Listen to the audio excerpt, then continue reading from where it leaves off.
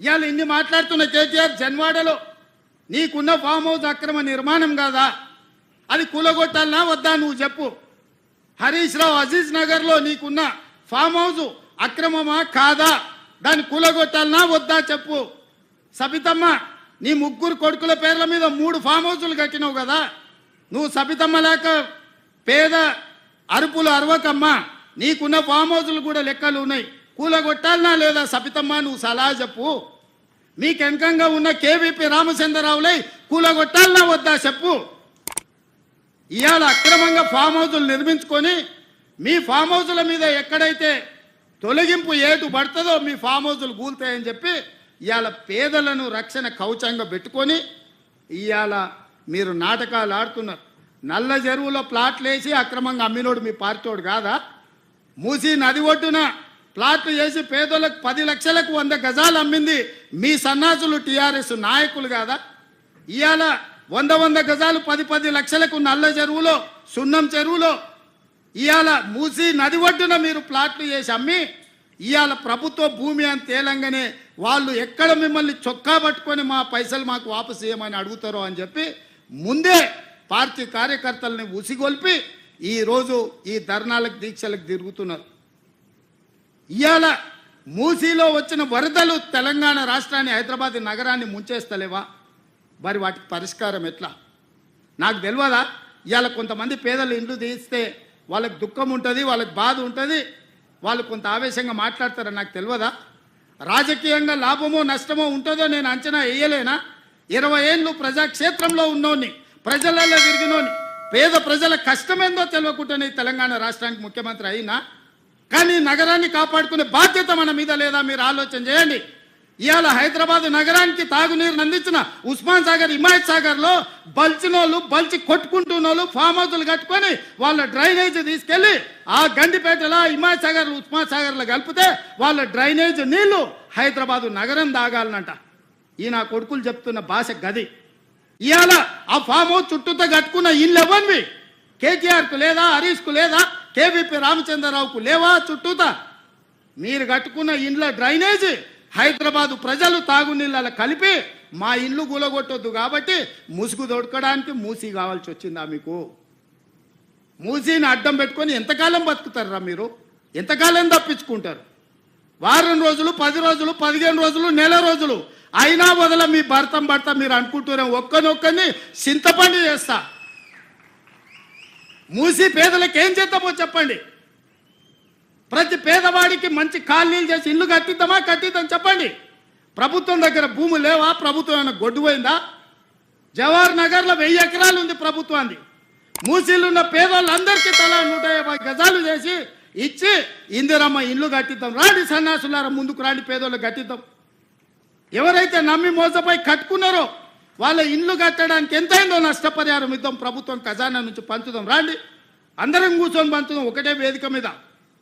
ఇవాళ ఈ ప్రాంతంలో ఎంపీ ఆయన మాట్లాడుతుండు. ఇక ఆయన గురించి నేను ఎక్కువ మాట్లాడదలుచుకోలే, కానీ ఆయనకు బాధ్యత లేదా. ఎంపీకి గెలిచినావు కదా, మోడీ దగ్గర నుంచి ఏం తెస్తావు తీసుకురా.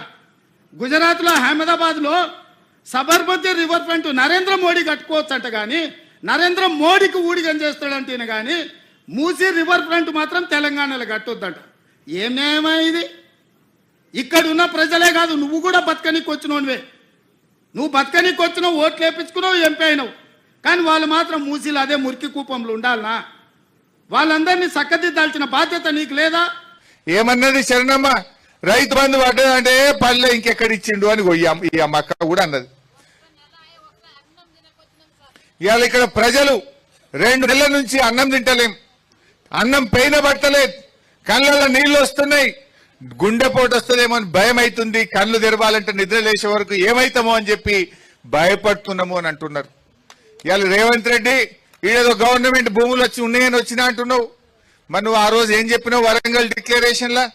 వరంగల్ ఏం చెప్పినప్పుడు ఓట్ల ముంగట మేము వస్తే గవర్నమెంట్ భూములన్నీ పట్టాలు ఇస్తా అన్నాడు.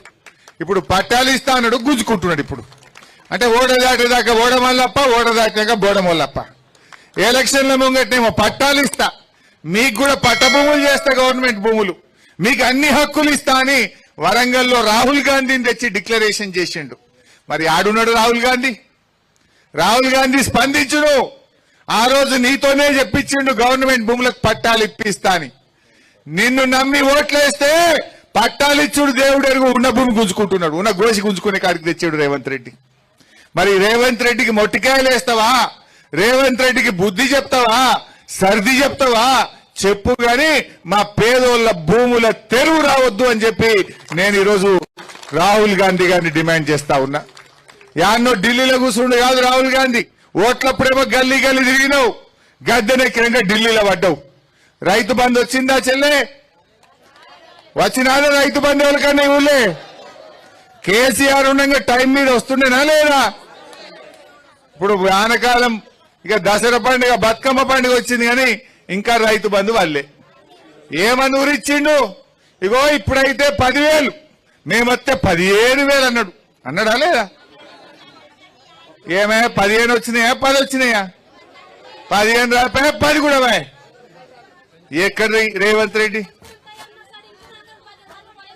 అంటే రుణమాఫీ అయినాదమ్మా అందరికీ. రుణమాఫీ అయిపోయింది అంటుండు కదా ముఖ్యమంత్రి, అయిందంటుండు కదా, అయిందా? అలా నవ్వాలి రేవంత్ రెడ్డికి నవ్వాలి.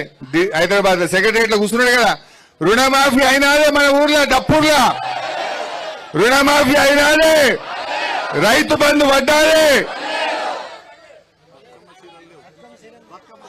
మరి బతుకమ్మ సీరలు వచ్చినాయా? తులం బంగారం వచ్చిందా? చెప్పలే తులం బంగారం అంటే. ఈ రకంగా అన్ని అబద్ధాలు ఆడిండు రేవంత్ రెడ్డి.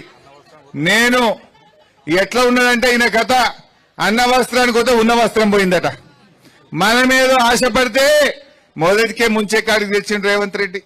ఇలా మన ఊర్లే బీరప్ప గుడి ఉన్నది, సిద్ధిలింగేశ్వర స్వామి గుడి ఉన్నది, మల్లన్న గుడి ఉన్నది, ఎల్లన్న గుడి ఉన్నది, గుట్ట మీద చర్చ్ ఉన్నది, దర్గాలు ఉన్నాయి.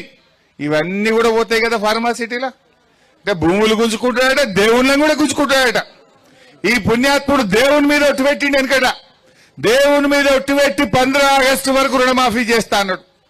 మెదక్ చర్చి మీద ఒట్టు పెట్టిండు, ఏడుపాయల అమ్మవారి మీద ఒట్టు పెట్టిండు, రాముల వారి మీద పెట్టిండు, యాదాద్రి లక్ష్మీ నరసింహ స్వామి మీద ఒట్టు పెట్టిండు. 15 ఆగస్టు కల్లా అందరికీ రుణమాఫీ చేస్తా అన్నాడు. చేసినాడమ్మా? ఇప్పుడు అటు దేవుణ్ణి మోసం చేసిండు, ప్రజలను మోసం చేసిండు. ఇచ్చిన మాట ఒక్కటి కూడా అమలు చేయపాయ్. అక్క చెల్లెళ్లకు నెలకు 2,500 ఇస్తా అన్నాడు, అవి వడకపాయ్. ముసలోళ్లకు 4,000 పింఛన్ ఇస్తా అన్నాడు, అది వడకపాయ్. రైతులకు 15,000 ఇస్తా అన్నాడు, అది వడకపాయ్. 100 రోజులు అన్నాడు, 300 రోజులు నిండినా. ఇప్పటికీ 300 నిండినా రేవంత్ రెడ్డి ఆయన కడుపు నిండే చూసుకుంటుండు తప్ప రైతుల కడుపు ఆలోచిస్తలేడు, పేదోళ్ల కడుపు గురించి ఆయన ఆలోచన చేస్తలేడు. ఈరోజు మనం ఆలోచన చేయాలి. నేను మీ అందరికి మనవి చేసేది ఒక్కటే, రేవంత్ రెడ్డి ఎట్టి పరిస్థితుల్లో మా డప్పూర్లో గాని, మా మాగిల గాని, వడ్డీలో గాని ఈ 2,000 ఎకరాలు గుంజుకుంటే బీఆర్ఎస్ పార్టీ చూస్తూ ఊరుకోదు.